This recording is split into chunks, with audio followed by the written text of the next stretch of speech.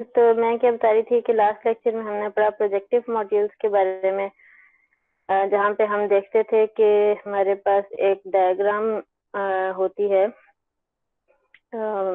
Module होमोमॉर्फिज्म्स की, और फिर हम कहते हैं कि एक ऐसा मॉड्यूल होमोमॉर्फिज्म एग्जिस्ट करता है, ये जैसे हमने यहाँ पे कहा था from P to A such that ये डायग्राम कम्यूट कर जाती है। साथ ही हमें ये भी पता था, गिवन था कि ये जो बॉटम रो है ये एग्जैक्ट है, और हमने ये चेक किया था कि ये बॉटम रो एग्जैक्ट होने का मतलब है कि जी इज ऑन टू।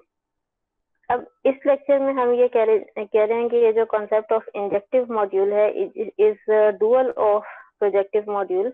तो प्रोजेक्टिव मॉड्यूल का डुअल होने का क्या मतलब है, जैसे यहाँ लिखा हुआ है, this is just reversing of arrows of projective module diagram.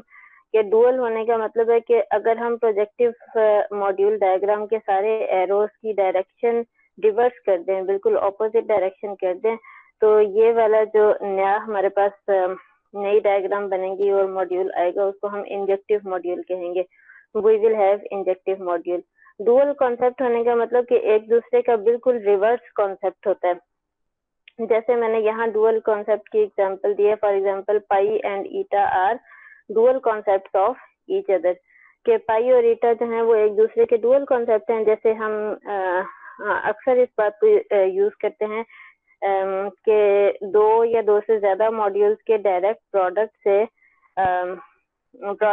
Product के किसी एक मॉड्यूल तक मैप जाता है तो उसको पाई कहते हैं, और किसी एक मॉड्यूल से प्रोडक्ट तक मैप जाता है तो उसको हम ईटा कहते हैं। जैसे कल वाले लेक्चर में हमने एक प्रूफ के दौरान इसको यूज भी किया था, दोनों कॉन्सेप्ट्स को, पाई और ईटा को।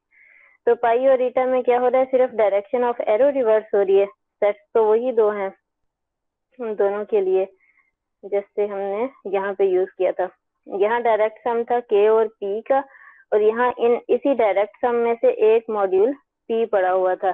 तो इसी से के तक भी डिफाइन किया जा सकता है। पी हमें यहाँ पे हमारा पी था तो इस वजह से यहाँ पी लिखा हुआ है। तो डायरेक्ट सम से एक उसके कंपोनेंट तक जाए तो उसको पाई कहते हैं, एक कंपोनेंट से डायरेक्ट सम तक जाए तो उसको ईटा कहते हैं। तो आप नोट कर सकते हैं इन दोनों की सिर्फ एरोज की डायरेक्शन रिवर्स हो रही है। बाकी फिर इसकी कुछ प्रॉपर्टीज भी रिवर्स होती हैं, जैसे पाई जो है वो ऑन टू होता है, ईटा जो है वो 1 to 1 होता है। तो प्रॉपर्टीज तो साथ ही साथ चेंज होती हैं। तो ये दोनों कॉन्सेप्ट, इस तरह के जो कॉन्सेप्ट होते हैं, इनको हम कहते हैं एक दूसरे के डुअल कॉन्सेप्ट हैं। तो इसी तरह से बिल्कुल हम कहते हैं कि प्रोजेक्टिव और इंजेक्टिव मॉड्यूल जो हैं ये एक दूसरे के डुअल कॉन्सेप्ट हैं। तो इंजेक्टिव मॉड्यूल के लिए फिर डायग्राम किस तरह से बनेगी, A module J over A ring R is said to be injective if given any diagram of R module homomorphisms. इस तरह की गिवन डायग्राम होगी विद टॉप रो एग्जैक्ट, इसमें टॉप रो एग्जैक्ट होगी। There exist an R module homomorphism H from B to J, फिर हमारे पास B से J तक एक आर मॉड्यूल होमोमॉर्फिज्म होना चाहिए सच दैट कि ये वाली डायग्राम जो है ये कम्यूट करता है। जब बी से जे होमोमॉर्फिज्म है उसको हमने एच का नाम दिया, तो ये डायग्राम कम्यूट करने का मतलब क्या है, H G is equal to F. जैसे हम यहाँ देख भी सकते हैं कि ए से जे तक जाने का रास्ता एक है ये वाला जिससे बनता है हमारे पास मैप एच जी, और एक रास्ता ये वाला जिससे मैप बनता है एफ, तो H G is equal to F. तो दूसरी बात हम ये भी देखते हैं कि टॉप रो एग्जैक्ट होने से हमें जी के बारे में क्या पता चलता है। जी के बारे में ये पता चलता है, इधर जीरो मैप है जो कि यहाँ के जीरो को यहाँ के जीरो पे मैप कर रहा है, और इधर हमारे पास क्या है जी। तो इसका कर्नल इसके इमेज के इक्वल होना चाहिए। अब इसका तो क्योंकि यहाँ जो भी मैप होगा, फॉर एग्जांपल हम के मैप ले लेते हैं, यहाँ अगर के मैप होगा तो वो क्या करेगा, इस वाले सेट में तो एलिमेंट सिर्फ एक है जीरो, तो के मैप क्या करेगा, जीरो को जीरो पे मैप कर देगा। तो ये वाला मैप क्या कर रहा है जी, ये हमें नहीं पता क्या कर रहा है, लेकिन हम ये कह रहे हैं कि ये वाली जो टॉप रो है ये एग्जैक्ट रो है, तो इसका मतलब है कि कर्नल ऑफ जी इक्वल आना चाहिए इमेज ऑफ के, और इमेज ऑफ के में क्या एलिमेंट है, सिर्फ जीरो, तो image of K is equal to kernel of G. तो कर्नल ऑफ जी में क्या आ गया 0, तो हमें क्या पता चला कि जी इज 1 to 1, क्योंकि कर्नल ऑफ जी में सिर्फ एक ही एलिमेंट है जो कि क्या है 0। तो सिंपल आप इतनी बात याद रख लो कि प्रोजेक्टिव मॉड्यूल में क्या था, प्रोजेक्टिव मॉड्यूल में बॉटम रो एग्जैक्ट थी, और बॉटम रो एग्जैक्ट होने से हमें पता चलता था कि जो मैप जी है वो ऑन टू है। जैसे यहाँ पे बॉटम रो एग्जैक्ट थी, बॉटम रो के एग्जैक्ट होने से हमें पता चलता था ये मैप जी जो है ये ऑन टू है। और इंजेक्टिव मॉड्यूल में टॉप रो एग्जैक्ट है, टॉप रो इस तरह से है, इधर 0, इधर ए और इधर बी। टॉप रो एग्जैक्ट है, तो टॉप रो के एग्जैक्ट होने से हमें पता चलता है कि जी जो है ये 1 to 1 है। अच्छा, एक मॉड्यूल जे जो है ये इंजेक्टिव मॉड्यूल होगा अगर ये इस डायग्राम में हमारे पास बी से जे होमोमॉर्फिज्म मिल जाए सच दैट के डायग्राम कम्यूट कर जाए। तो नेक्स्ट हम देखते हैं प्रोजेक्टिव मॉड्यूल में। तो हमने कुछ ऐसी एग्जांपल्स की थी जो फ्री मॉड्यूल्स को करेक्टराइज कर रही थी। जैसे हमने ये कहा कि हर फ्री मॉड्यूल जो है वो प्रोजेक्टिव मॉड्यूल बन जाता है, लेकिन उस तरह की चीजें जो है वो इंजेक्टिव मॉड्यूल में नहीं है। फ्री मॉड्यूल्स का इंजेक्टिव मॉड्यूल्स के साथ इतना डायरेक्ट कोई रिलेशनशिप नहीं है। तो इंजेक्टिव मॉड्यूल्स में कुछ रिजल्ट्स या जिस तरह का थ्योरम हमने प्रोजेक्टिव मॉड्यूल में प्रूव किया था, जिसमें हम फ्री मॉड्यूल के साथ उसका रिलेशनशिप चेक कर रहे थे।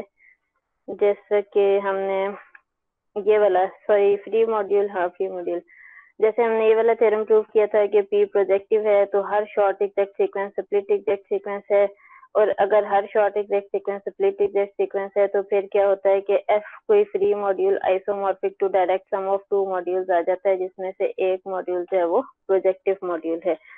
तो यूं का कोई थ्योरम अगर हमने इंजेक्टिव मॉड्यूल्स के लिए प्रूव करना है तो उसके लिए हमें पहले कुछ 4-5 रिजल्ट्स और चाहिए। उन 4-5 रिजल्ट्स में सबसे बड़ा और सबसे अहम थ्योरम जो था वो ये है, इसका नाम है जो मैं यहाँ लिख नहीं पाई, इसका नाम है Baer's criterion, BAER, Baer criterion. तो बेयर क्राइटेरियन हमें क्या बताता है, let R be a ring with identity, a unitary R module J is injective, के एक यूनिटरी R मॉड्यूल J जो है ये इंजेक्टिव होगा if and only if for every left ideal L। Left ideal और राइट आइडियल क्या होता है, मैंने आपको स्टार्ट में लेक्चर 1 या लेक्चर 2 में थोड़ा सा इसकी डेफिनेशन पढ़ाई थी, और शायद हमने 1-2 एग्जांपल्स भी की थी लेफ्ट आइडियल से रिलेटेड। तो if for every left ideal L of R any R module homomorphism L to J, नाम यहाँ पे नहीं दिया गया, हम आगे प्रूफ करते वक्त नाम डिसाइड करेंगे। कोई R मॉड्यूल होमोमॉर्फिज्म L से J may be extended to an R module homomorphism R to J। ये जो लेफ्ट आइडियल होता है ये इस तरह का कॉन्सेप्ट है जैसे कोई सब ग्रुप का कॉन्सेप्ट हो कि एक ग्रुप का कोई सब ग्रुप। तो इस तरह से रिंग के अंदर जो है ये कॉन्सेप्ट है लेफ्ट आइडियल, या फिर एक कॉन्सेप्ट होता है राइट आइडियल का। तो लेफ्ट आइडियल जो है वो रिंग R का सबसेट होता है असल में। तो अगर हम ये कह रहे हैं, हमें ये स्टेटमेंट क्या बता रही है कि let R be a ring with identity, a unitary R module J is injective if and only if for every left ideal L of R, R के हर लेफ्ट आइडियल के लिए कोई होमोमॉर्फिज्म जो L से J तक होगा, इस homomorphism को हमेशा एक्सटेंड किया जा सकता है। कहाँ से? R से J तक। एक्सटेंड करने का क्या मतलब कि ऐसा मैप, फॉर एग्जाम्पल अगर मैं कहती हूँ यहाँ पे F है, F from L to J है, तो इसी F को एक्सटेंड कर दिया फ्रॉम R to J, तो वो L से J तक के एलिमेंट के लिए जो उसकी डेफिनेशन होगी वही यहाँ पे डेफिनेशन रहेगी कि F ऑफ यहाँ अगर एक्सटेंड किए हुए फंक्शन को मैं F प्राइम का नाम दे दूं तो F prime of L equal होगा F ऑफ L के for all L belong to L। तो एक मैप को एक्सटेंड करने का क्या मतलब है कि यहाँ पे ये छोटे सेट से J तक जा रहा था, L क्योंकि छोटा सबसेट है ना R का, यहाँ पे मैप जो है वो छोटे सेट से J तक जा रहा था, यहाँ उसी सेट के बड़े सेट से J तक मैप जाएगा, और वो यही वाला मैप जो है उसको एक्सटेंड किया जाएगा R से J तक। तो ये स्टेटमेंट हमारे लिए बहुत अहम है। ये हमें क्या बताती है कि जे कोई भी इंजेक्टिव मॉड्यूल है, तो फिर रिंग के हर आइडियल एल से जे तक अगर कोई होमोमॉर्फिज्म है तो उसको एक्सटेंड किया जा सकता है आर से जे तक। अब ये वाला जो थ्योरम है इसका प्रूफ मैं करवाना नहीं चाहती थी, लेकिन मैंने इसको इसलिए इंक्लूड किया कि थोड़ा सा जो है वो आपको ये भी आइडिया हो कि हमेशा थ्योरम्स के प्रूफ ऐसे ही नहीं हो जाते कि बाय डेफिनेशन हम एक एक स्टेप आगे से आगे चलते जा रहे हैं और प्रूफ होता जा रहा है। कुछ प्रूफ इतने ट्रिकी होते हैं कि हमें खुद से बीच में चीजें कुछ ऐड करनी पड़ती हैं, कुछ उन्हीं को पिछले रिजल्ट को यूज करना होता है। तो यहाँ पे इस रिजल्ट को प्रूफ करने के लिए हमें कुछ डेफिनेशन और कुछ रिजल्ट चाहिए। मैंने यहाँ लिखे भी हुए हैं, कल आपसे कहा भी था कि आप पढ़ के आएंगे। A binary relation R on a set X is called partial order. के सेट एक्स के ऊपर कोई रिलेशन आर है, जैसे हम इक्विवेलेंस रिलेशन की डेफिनेशन पढ़ते हैं, इसी तरह यहाँ पे एक रिलेशन को पार्शियल ऑर्डर कहा जाता है if R is reflexive, R is antisymmetric and R is transitive. अगर आर इन तीन प्रॉपर्टीज को कोई रिलेशन सेटिस्फाई कर दे तो उस रिलेशन को हम क्या कहेंगे, ये सेट एक्स के ऊपर क्या है, एक पार्शियल ऑर्डर है। तो a set x with partial order r, x and r is called partially ordered set. ऐसे set x को partially ordered set कहा जाता है। A partial order which is comparable is called total order. एक ऐसा partial order जो comparable भी हो। comparable का मतलब कि हर दो एलिमेंट्स में रिलेशन लाजमी हो, या तो x1 रिलेटेड टू x2 हो या फिर x2 रिलेटेड टू x1 हो। तो हर दो एलिमेंट्स के अंदर, हर दो एलिमेंट्स ऑफ सेट एक्स के अंदर रिलेशन लाजमी हो, तो फिर हम कहते हैं कि इसको ऐसे रिलेशन को हम कहते हैं ये कंपेरेबल रिलेशन है। तो a partial order which is comparable is called total order. के पार्शियल ऑर्डर की इन तीन प्रॉपर्टीज के साथ साथ वो एक इस प्रॉपर्टी को भी सेटिस्फाई करे कि हर दो एलिमेंट्स एक दूसरे के साथ लाजमी रिलेटेड हो, तो फिर हम कहते हैं कि वो पार्शियल ऑर्डर जो है वो टोटल ऑर्डर बन जाता है। A set X and R where R is total order is called totally ordered set. तो ऐसे सेट एक्स को फिर हम टोटली ऑर्डर्ड सेट कह देते हैं। A totally ordered set is called chain. के ऐसा सेट जो टोटली ऑर्डर्ड होगा, जो पार्शियल ऑर्डर की तीन कंडीशंस के साथ साथ कंपेरेबल होने की कंडीशन को भी पूरा करे, ऐसे सेट को नाम दे दिया गया है चेन का। मतलब आप ये समझ लो कि टोटली ऑर्डर होना या चेन होना एक ही मतलब है, एक ही चीज के दो नाम है। तो नेक्स्ट हमारे पास है Zorn's lemma. Let X be a partially ordered set and C be chain of X. मतलब सी क्या है, टोटली ऑर्डर्ड सबसेट है एक्स का, हैविंग अपर बाउंड के इस चेन की कोई अपर बाउंड भी है, then X has a maximal element. तो फिर एक्स का एक मैक्सिमल एलिमेंट होगा। मैक्सिमल की डेफिनेशन तकरीबन मैक्सिमम जैसी ही है, जिसमें हम ये कहते हैं कि जो मैक्सिमल एलिमेंट है उससे बड़ा इस सेट के अंदर फिर और कोई एलिमेंट नहीं हो सकता। इस सेट एक्स के बाकी सारे के सारे एलिमेंट्स जो हैं वो उस एक मैक्सिमल एलिमेंट से छोटे होंगे। तो जॉन्स लेमा हमें क्या कहता है, let X be a partially ordered set and C be chain of X having upper bound, then X has maximal element. ये जॉन्स लेमा की जो स्टेटमेंट है इसको हम अपने थ्योरम के प्रूफ में यूज करेंगे। थ्योरम की स्टेटमेंट एक बार दोबारा से देख लेते हैं। स्टेटमेंट में हमने ये कहा था कि J is injective, J is injective if and only if her left ideal L of R के लिए एक होमोमॉर्फिज्म जो कि L से J तक है उसको एक्सटेंड किया जा सकता है R से J तक। तो इफ एंड ओनली स्टेटमेंट है। अगर हम सपोज करें कि J इंजेक्टिव है तो हम ये शो करेंगे कि कोई होमोमॉर्फिज्म जो कि L से J तक है उसको एक्सटेंड किया जा सकता है R से J तक। और फिर हम ये सपोज करेंगे कि अगर कोई होमोमॉर्फिज्म L से J तक एक्सटेंड किया जा सकता है R से J तक, तो फिर J क्या है, इंजेक्टिव है। तो पहले हम ये सपोज कर लेते हैं कि J इज इंजेक्टिव और एक होमोमॉर्फिज्म L से J को शो करेंगे कि उसको एक्सटेंड किया जा सकता है। Suppose that J is injective, तो फिर हम यूं के एक डायग्राम बनाते हैं क्योंकि इंजेक्टिव होने के लिए हमारे पास ऐसे ही होना चाहिए कि यहाँ और यहाँ मॉड्यूल्स हैं और यहाँ पे जो है वो जे है जिसको हम कह रहे हैं कि वो इंजेक्टिव है। तो अब एल क्या है, आइडियल है आर का। तो एल से आर तक मैंने जैसे बताया पहले भी कि सबसेट से सेट तक एक मैप हमेशा डिफाइन किया जा सकता है जिसको हम इंक्लूजन मैप कहते हैं।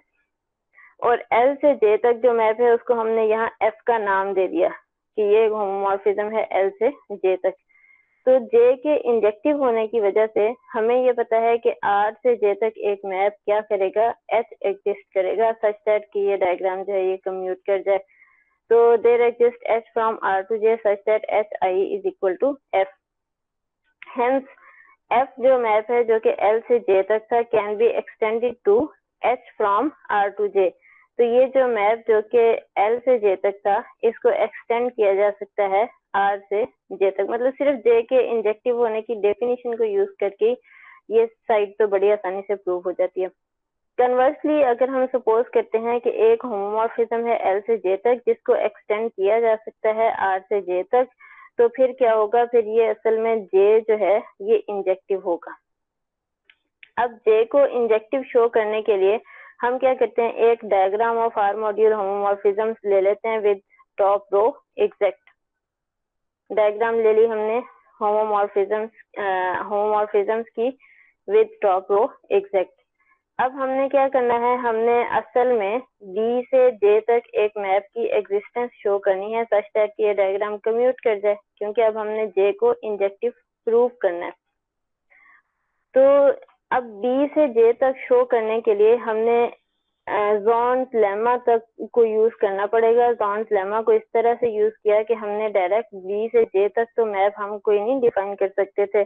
हमने क्या किया, एक सी सेट ले लिए, कुछ सी सेट्स जो कि क्या हैं, सबसेट्स हैं बी के, और ये ऐसे सबसेट्स हैं कि इनके अंदर इमेज ऑफ जी कंटेन करता है। इमेज ऑफ जी का मतलब कि जी मैप जो कि ए से बी तक था, जाहिर है जी ऑफ ए जो है वो कम्प्लीटली बी के इक्वल तो नहीं होगा क्योंकि जी के ऑन टू होने की तो हमें श्योरिटी नहीं है। तो इमेज ऑफ जी जो है वो बी का सबसेट होगा।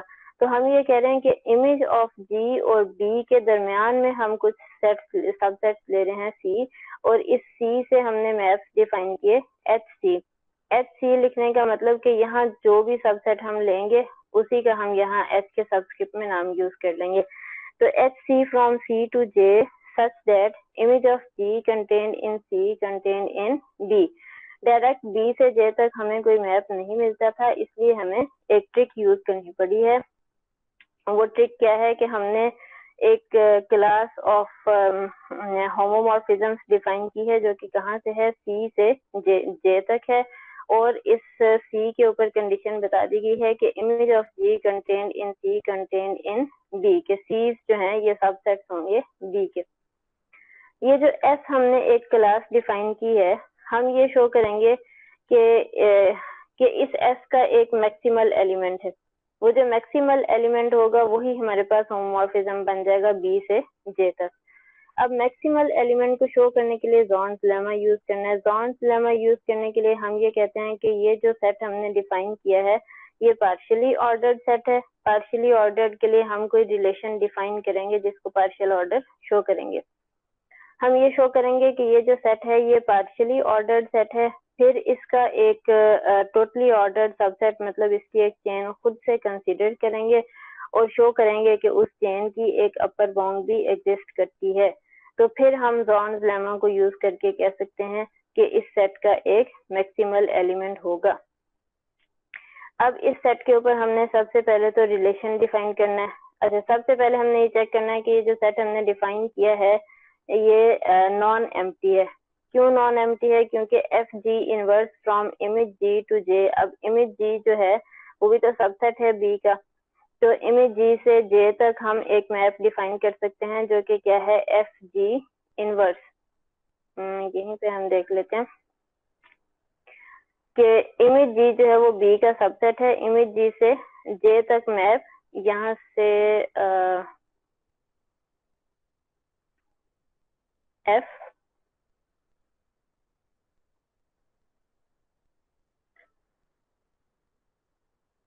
ठीक है, जी मैप तो जा रहा है ए से बी तक। अगर हम बी की बजाय यहाँ पे सेट रख लेते हैं इमेज जी, तो इमेज जी से ए तक जो मैप आएगा वो कौन सा होगा, वो जी इनवर्स होगा। फिर जी इनवर्स और यहाँ से यूं एफ, तो ये मैप क्या बन गया, इमेज जी से जे तक का मैप बनेगा और वो क्या बनेगा, एफ इंटू जी इनवर्स।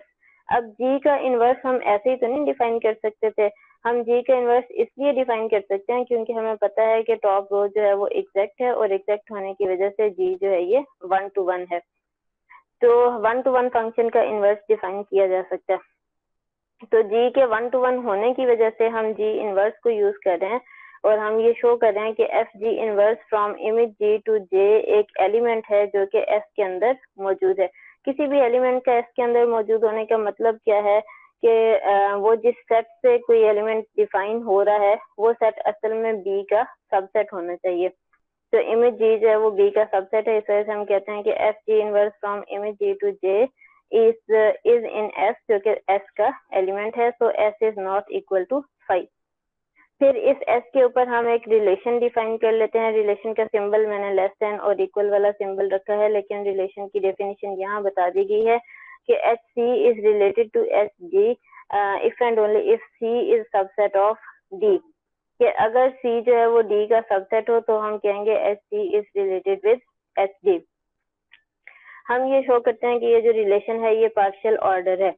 पार्शियल ऑर्डर शो करने के लिए सबसे पहले हमने इस रिलेशन को रिफ्लेक्सिव शो करना है। रिफ्लेक्सिव शो करने का मतलब ये होता है कि हर एलिमेंट अपने आप के साथ रिलेटेड हो। तो हम ये कह सकते हैं कि each H C related with H C because हर सेट अपने आप का सबसेट होता है। नेक्स्ट हमारे पास क्या है कि this relation is anti symmetric. Anti symmetric की डेफिनेशन ये होती है कि अगर एच सी एच डी के साथ रिलेटेड है और एच डी एच सी के साथ रिलेटेड है तो असल में एच सी और एच डी को इक्वल होना चाहिए। हमने ये जो लेट किया इसी से आगे डेफिनेशन रिलेशन की यूज की कि इसका मतलब है सी सबसेट ऑफ डी, और यहाँ से हम पता चला डी सबसेट ऑफ सी। अब क्योंकि हम ये बात अक्सर यूज करते हैं कि अगर एक सेट दूसरे का सबसेट है और यही वाला सेट इसका सबसेट बन जाए तो इसका मतलब है कि ये दोनों आपस में इक्वल हैं, ये दोनों इक्वल हैं, so H C is equal to H D, कि जब कभी भी एच सी एच डी से रिलेटेड हो और एच डी एच सी से रिलेटेड हो तो हम कहते हैं कि एच सी और एच डी असल में आपस में इक्वल है। ये एंटी सिमेट्रिक होने की ये डेफिनेशन है।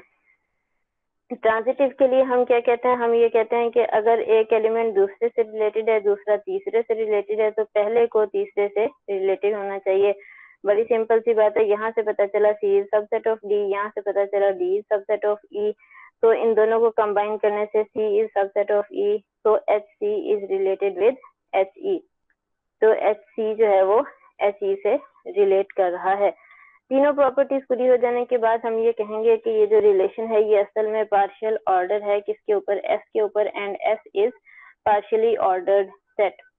फिर मैंने क्या कहा था, पार्शियली ऑर्डर्ड शो करने के बाद हम इसकी एक चेन कंसीडर कर लेंगे, let C be chain in S. हम ये शो करते हैं कि इस चेन की एक अपर बाउंड एग्जिस्ट करती है। अपर बाउंड के लिए हमने क्या किया है, चेन है मतलब सेट एस का सबसेट है जो कि टोटली ऑर्डर्ड है, तो सेट एस के अंदर क्या था, सेट एस के अंदर होमोमॉर्फिज्म्स थे सच दैट कि वो ऐसे सेट से स्टार्ट होंगे जो सेट बी का सबसेट होगा। ये ऐसे होमोमॉर्फिज्म्स जो कि सी से स्टार्ट हो रहे हैं, जे तक जा रहे हैं, और ये सीज ऐसे सबसेट होंगे जो कि बी के सबसेट होंगे। तो हमने इन्हीं में से कुछ ऐसी कलेक्शन ली है सेट एस की जो कि टोटली ऑर्डर्ड है, मतलब वो चेन है। फिर हमने ये शो करना है कि इस चेन की एक अपर बाउंड एग्जिस्ट करती है। तो चेन की अपर बाउंड के लिए हम क्या करते हैं, हम एक सेट डिफाइन कर लेते हैं, let M C is equal to union of C for C belong to C, कि वो सारे के सारे सी जो कि हमने चेन सी के अंदर कंसीडर किए हैं उन सारे सीज का यूनियन ले लो, तो उस यूनियन को हमने नाम दिया है एम सी का। देन इमेज जी, अब इमेज जी क्योंकि हमने ये सारे के सारे सीज जो हैं वो इसी चेन में से लिए थे, तो इसका मतलब है कि इमेज जी जो है वो हर सी के अंदर कंटेन कर रहा है। अगर हर सी में कंटेन कर रहा है तो पूरे यूनियन में भी कंटेन करेगा। Then image G contain in M C contained in B, तो तो एम सी को हमने कहा कि ये सबसेट है बी का। एम सी की डेफिनेशन से पता चल रहा है कि ये बी का सबसेट है। अब हम डिफाइन करते हैं H M C from M C to J, M C से जे तक इस तरह से डिफाइन किया है कि H M C of X is equal to H C of X for all X belong to C, कि सी के सारे एलिमेंट्स के लिए ये एच एम सी जो है वो असल में एच सी ऑफ एक्स के इक्वल होगा, एंड एच सी जो है वो असल में चेन का एलिमेंट है। दस अब क्योंकि इसकी डेफिनेशन को देखते हुए हम यहाँ से देख सकते हैं कि एम सी जो है ये सबसेट है बी का, तो कोई भी मैप जो हम एम सी से जे तक डिफाइन करेंगे वो असल में किसका एलिमेंट होगा, वो एस का एलिमेंट होगा। एस की डेफिनेशन यही थी कि कोई भी मैप हम ऐसे सबसेट से डिफाइन करें जो कि बी का सबसेट होगा और जाए कहाँ तक, जे तक। तो एच एम सी जो है वो एस का एलिमेंट है and is upper bound of C, और ये सी की अपर बाउंड है। अपर बाउंड हम इसको इसलिए कह सकते हैं क्योंकि एम सी एक ऐसा सेट है जो कि हमने चेन के सारे सबसेट्स की यूनियन से बनाया है। तो यूनियन ऑफ चेन के सारे सेट्स की जो यूनियन है वो जाहिर है वो सबसे बड़ा सेट है चेन सी का। तो अगर ये सबसे बड़ा सेट है तो इसका मतलब है कि ये यही अपर बाउंड है किसकी, चेन सी की। क्या है upper bound, H M C. By Zorn's lemma हम ये कह सकते हैं कि ये जो सेट एस है, क्योंकि हमने एस के लिए एक चेन ली और शो कर दिया कि उस चेन की एक अपर बाउंड है, तो अब हम ये कह सकते हैं बाय जॉन्स लेमा कि एस हैज मैक्सिमल एलिमेंट से H M from M to J. हम ये कहते हैं वो जो एक मैक्सिमल एलिमेंट है वो एच एम है जो कि सेट एम से जे तक डिफाइन किया जा रहा है। that is 0 to a to m is subset of b and A से जे तक जो मैप है वो एफ है। तो एम से जे तक हमने यहाँ पे शो कर दिया कि ये मैप क्या है, एच एम है। तो हम यहाँ लिख सकते हैं कि एच एम मैप है from M to J such that K H M G is equal to F. अब यहाँ तक तो हमने ये तो शो कर दिया कि ये एक मैप जी है, ये एफ है। ये तो वो डायग्राम थी जो हमने कंसीडर की हुई थी। हमारी कंसीडर की हुई डायग्राम में यहाँ पे बी था, लेकिन अब हम शो कर रहे हैं कि एम कोई मैक्सिमल एलिमेंट है जो कि एस का मैक्सिमल एलिमेंट है, और हमने ये शो किया कि एम से जे तक तो हमें एक मैप मिल गया है जिसको हमने क्या नाम दिया है, एच एम का। लेकिन यहाँ तक तो हमारा प्रूफ कंप्लीट नहीं होता। हमारा प्रूफ तो तब कंप्लीट होता अगर यहाँ बी होता। तो हम अब ये शो कर देते हैं कि m जो है वो b का सबसेट नहीं है।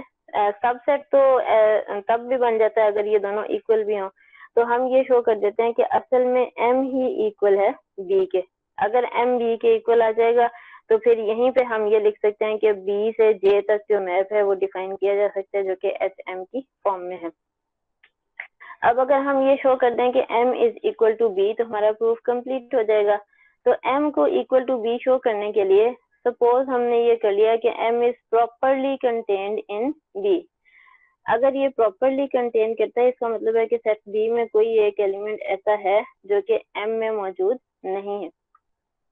तो हम एक सेट डिफाइन कर लेते हैं l is equal to r belong to r के रिंग के वो सारे एलिमेंट्स सच दैट कि r b जो है ये बिलोंग कर जाए m से। अब अगर b m का एलिमेंट नहीं है तभी हम ये वाला सेट डिफाइन कर सकते हैं कि r b जो है ये बिलोंग कर जाए m से। देन ये वाला जो सेट l है ये असल में लेफ्ट आइडियल है r का। ये बात मैंने यहाँ प्रूफ नहीं की कि ये जो L है ये लेफ्ट आइडियल है R का, इसको आप खुद प्रूफ करेंगे। शायद मैंने पीछे की एक्सरसाइज में आपको इस तरह का क्वेश्चन दिया भी हो, अगर नहीं भी दिया तो अभी भी आप इसको प्रूफ कर सकते हैं कि R कोई भी रिंग है और रिंग के लिए ये जो सबसेट बनता है ये असल में क्या है, ये लेफ्ट आइडियल है R का। अब देखो m is equal to B show करने के लिए भी हमें बड़ी ट्रिक्स यूज करनी पड़ रही है। m is equal to B show करने के लिए भी बड़े आसान स्टेप्स नहीं है। ये बात तो हमें आसानी से पता चल गई कि अगर हम ये सपोज कर लें कि m b के इक्वल नहीं है तो इसका मतलब है m प्रॉपरली कंटेन कर रहा है b में। अगर प्रॉपरली कंटेन कर रहा है तो हमें एक एलिमेंट b मिल गया जो कि m में नहीं है, तो फिर हमने l डिफाइन किया। अब ये एक ट्रिक है कि हम l डिफाइन कर रहे हैं जो कि लेफ्ट आइडियल है r का।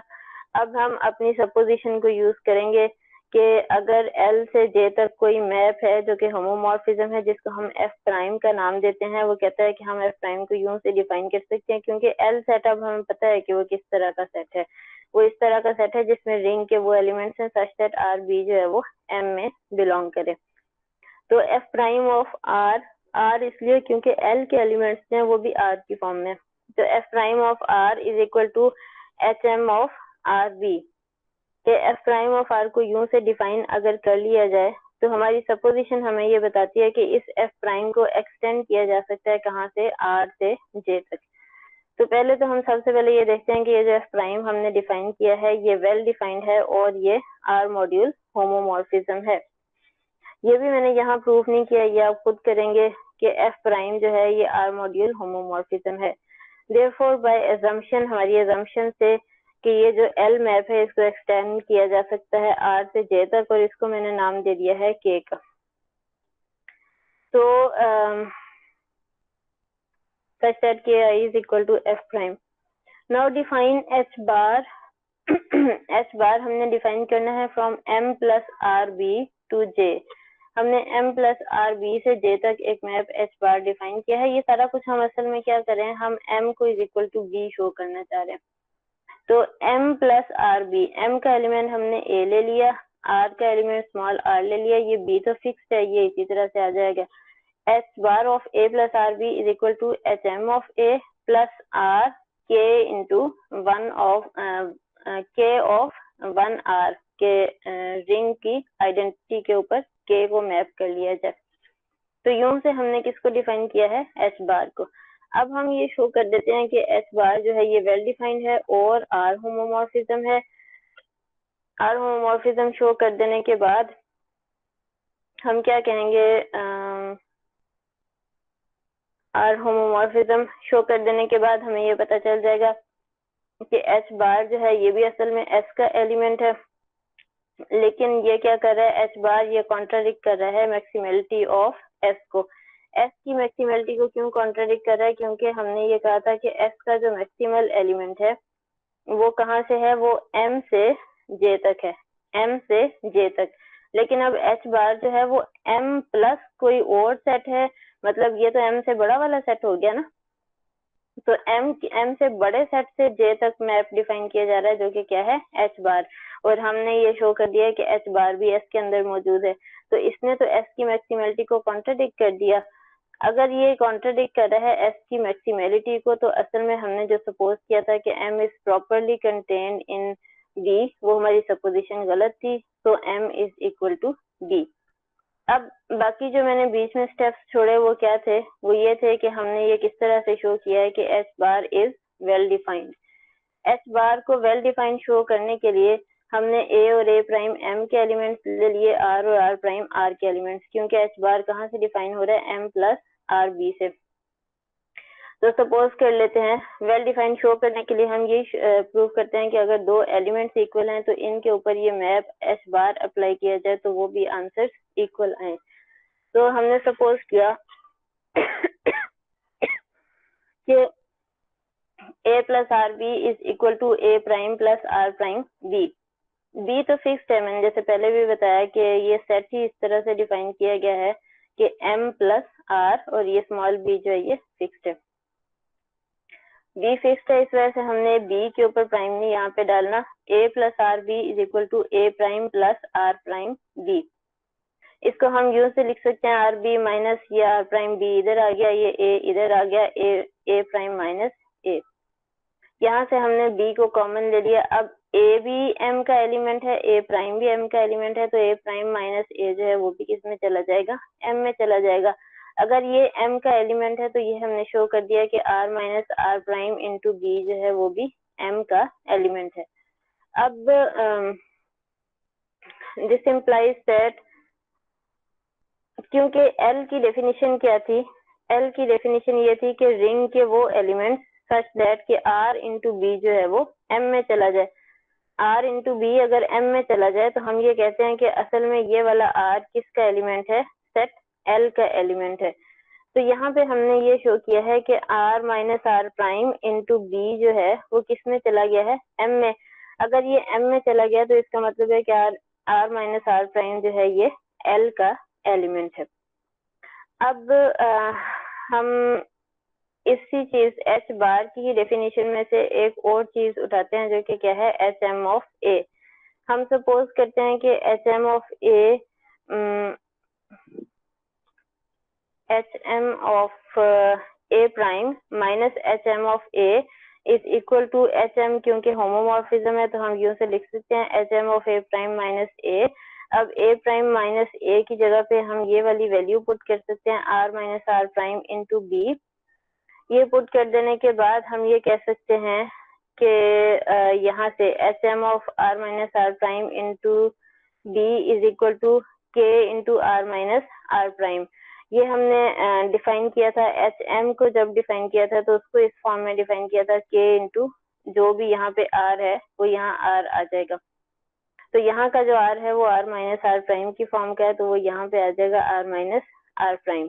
अब k क्योंकि होमोमॉर्फिज्म है तो हम ये कह सकते हैं कि रिंग के एलिमेंट को अगर बाहर रखा जाए तो यहाँ मॉड्यूल का जो भी एलिमेंट आता है वो हम कंसिडर कर सकते हैं, और मॉड्यूल का यहाँ एलिमेंट हम यहाँ 1 ही ले सकते हैं क्योंकि r माइनस आर प्राइम पूरे को तो हम बाहर ले गए, तो बाकी क्या बचा, k ऑफ 1r मॉड्यूल। इस वजह से क्योंकि k जो मैप डिफाइन हो रहा है वो r से j तक हो रहा है, k जो मैप है कहाँ से है, r से j तक, तो r इस वक्त एज मॉड्यूल कंसिडर हो रहा है अपने आप के ऊपर। तो यहाँ से हमें ये मिला। अब हम इसको सेपरेट करके लिख सकते हैं के होमोमॉर्फिज्म होने की वजह से कि r इंटू के 1r माइनस आर प्राइम के 1r। अब यहाँ पे